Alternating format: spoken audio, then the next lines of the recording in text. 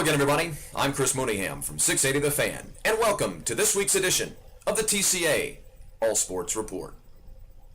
Thanks for joining us, everybody. Time now to get into our back, lineman, and coach of the week for the Touchdown Club's Week 6 report. We'll start with our Duffy Realty of Atlanta back of the week, and it's Roswell quarterback Quintarius Neely. Quintarius, 2 Friday nights ago, 22 for 33 for 361 yards and 5 scores in a ball game that may have decided the Region 5 championship in the 6A classification, as Roswell took out Walton, and now the Hornets have the inside track at winning that region championship.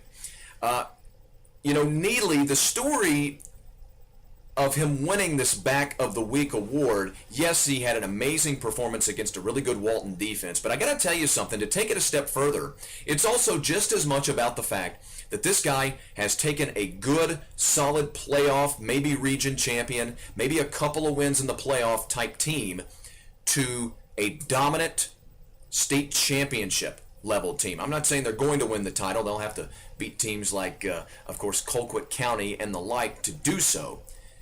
But this is a team that could absolutely be a Final Four squad or a state championship game contender, and one big reason why, the addition of Neely. Some of you may or may not remember, Quintarius took over for Alejandro Benefield, who was a 2-time state finalist while at quarterback at Lovejoy. Neely came in as a sophomore. He was the heir apparent, had a good 13, had a really good 13 actually.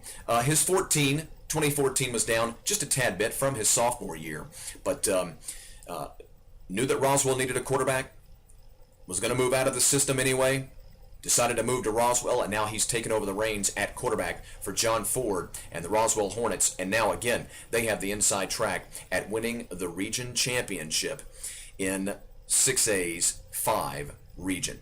Our lineman of the week is Hakeem, Enis, defensive tackle from Druid Hills. And they had, well, really one of the great victories that they've had over the last few years, a resounding 34-0 victory over Dunwoody, the Dunwoody Wildcats. That's right. Now, Hakeem goes for 14 tackles, 7 tackles for a loss, 3 sacks. He caused a fumble, and he also blocked a field goal. What a night for Enis. Let me give you the numbers one more time. Hakeem Enis with 14 tackles, 7 tackles for a loss, 3 sacks, he caused a fumble, and he blocked a field goal in the 34-0 Druid Hills win over Dunwoody. Word on Enis is, and I must admit I've never had the opportunity to see the young man play, is that at 6 foot 275, the big thing for him is that he's got great strength, he's got good hands, solid hands, but he also has a really good motor, always moving, and so he's tough for offensive linemen, and of course any potential blocking back to keep track of. And a great win, by the way, for Druid Hills. I want to slip this in just really quick. They're now 3-2, or they were 3-2 after this win against Dunwoody.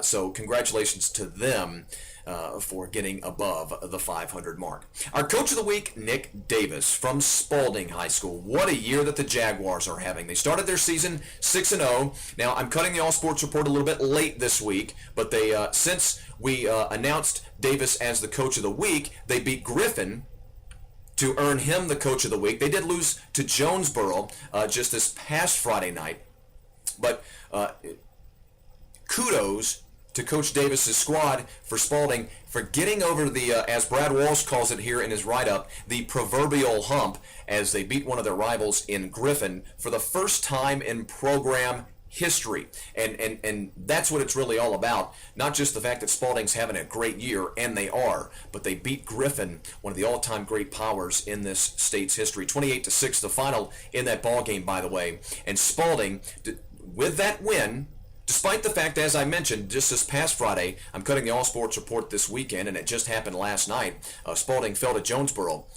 But that doesn't take any steam off their win against Griffin, because by virtue of that win over Griffin, it really improves their chances and gives them a great shot at getting to the number 2 or 3 seed in the playoffs coming out of that region. So congratulations to Quintarius Neely, our back of the week, Hakeem Enis, our lineman of the week, and of course to Coach Nick Davis from Spalding High School, our coach of the week. And remember, all of these fine young men and the head coach will be honored this Thursday night down at the College Football Hall of Fame. The festivities start at 7, an evening at the College Football Hall of Fame for the TCA, the Touchdown Club of Atlanta. Until next week, I'm Chris Mooneyham. Thanks for joining us for the TCA All Sports Report.